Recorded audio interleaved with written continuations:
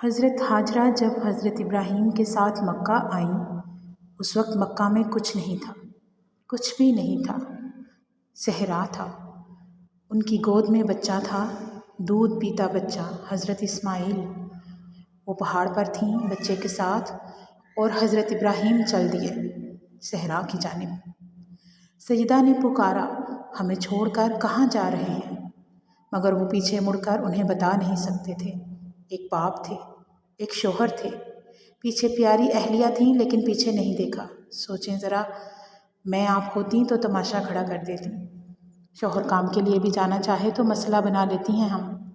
سیدہ نے 3 بار پکارا، وہ نہیں مڑے، رک نہیں سکتے تھے، مشکل تھا۔ اور پھر سیدہ، ایک نبی کی اہلیہ، اللہ کی بندی، وہ بولیں، کیا اللہ نے آپ کو ایسا کرنے کا حکم دیا ہے؟ جواب آیا، ہاں۔